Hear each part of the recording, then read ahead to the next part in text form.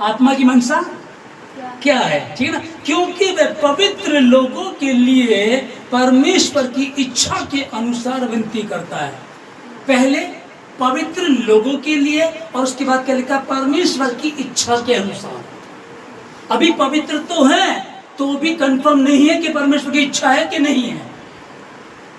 Hallelujah. मैं धर्मी हूं, मैं पवित्र हूं, या हम नहीं कह रहे हैं भी तो प्रभु का धन्यवाद, क्योंकि वह पवित्र लोगों के लिए परमेश्वर की इच्छा के अनुसार विनती करता है। किसी भ्रम में ना रहें, किसी ख्याल में ना रहें। ध्यान से समझ लीजिएगा, जब पहला स्थान उस खुदा को देंगे और कुछ छोड़ देंगे, कहेंगे नहीं पहले परमेश्वर है, तो खुदा आपको बचाएगा। और वो जनरेशन का परमेश्वर है, नस्लों का परमेश्वर है। आमीन। मैं तेरे द्वारा, तेरी नस्ल के द्वारा, है ना, पृथ्वी के सब कुलों को आशीषित करूंगा। वो बरकत है। हालेलुया। जब हम उसमें बने रहते हैं, जब उसके प्रति ईमानदार रहते हैं। अन्य भाषा के विषय जो हम लोग पढ़ रहे थे। हालेलुया। अब एक और कि पवित्र आत्मा उतरा और हमको पवित्र आत्मा ने छुआ, अन्य भाषा का वरदान मिला, हमने पवित्र आत्मा का अभिषेक पा लिया है। प्रभु का धन्यवाद। अब वो क्या हुआ, जैसे कि जब तक मेरे साथ पवित्र आत्मा है, बढ़िया, सब बहुत अच्छा चलता रहा। पवित्र आत्मा मेरे साथ है, मैं अन्य भाषा में बात करता हूँ, काम होते रहे। लेकिन अब मैंने कुछ गलत काम करना शुरू कर दिया, चुगली, चोरी, गंदे काम, मोबाइल पे गंदा देखना, ठीक है ना, परमेश्वर को आदर देना बंद कर दिया। तो ध्यान से समझिएगा कि पवित्र आत्मा रहेगा या चला जाएगा, चला गया। ओके, तो पवित्र आत्मा चला गया।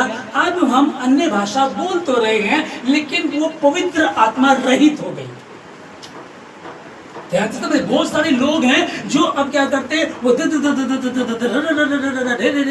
तो अब क्या, वो एक्टिंग भी करने लगे, क्योंकि शैतान चाहता है। और शैतान ऐसा काम कर देगा कि जो लोग जो मतलब कि बिल्कुल आत्मिक है ना, उनकी प्रार्थना में शायद आपको स्वाद ना आए। स्वाद का मतलब कि शायद वो अच्छी तुमको ना लगे, लेकिन वो होगी पावरफुल। और ये वो बड़ी अच्छी करते हैं, उनको बड़ा अच्छा लगता है बोलने का। तो परमेश्वर ने सेल्समैन थोड़ा ही चुने हैं। सेल्स गर्ल्स जो होती है, वो क्या करते हैं, वो किसी को भी सामान बेच देते हैं, टूटा फूटा भी बड़े बढ़िया तरीके से महंगा करके बेच देते हैं। तो परमेश्वर ने इन लोगों को थोड़ा चुना है, जगत के मूर्खों को चुना है। ईमानदार बने तब तुम्हारे साथ होगा। पवित्र आत्मा है, आप अन्य भाषा में बात करेंगे, यीशु मसीह के नाम में काम होंगे, पर आप गलत काम करने लगे तो पवित्र आत्मा चला गया है। अब अन्य भाषा बोलते रहे हो, लेकिन अब कोई किसी को कंफ्यूज नहीं कर रहा, तुम खुद ही कंफ्यूज हो रहे हो। यार अन्य भाषा में प्रार्थना की थी, कुछ हो ही नहीं रहा। प्रेरितों का काम 1 का जो 5 में लिखा है, क्योंकि यूहन्ना ने तो पानी में बपतिस्मा दिया है, परंतु थोड़े दिनों के बाद तुम पवित्र आत्मा से बपतिस्मा पाओगे। आमीन। तो जो बैप्टिस्म पाए हुए हैं, हमने बपतिस्मा लिया था, पानी से बपतिस्मा लिया था, और लेकिन जब बाद में उसने क्या कहा, समझने पवित्र आत्मा से बपतिस्मा पाओगे। तो ये पवित्र आत्मा का बपतिस्मा होगा, पवित्र आत्मा तुम पर होगा, तुम पृथ्वी के छोर तक मेरे गवाह होंगे। आमीन। पृथ्वी के छोर तक तुम मेरे गवाह होंगे।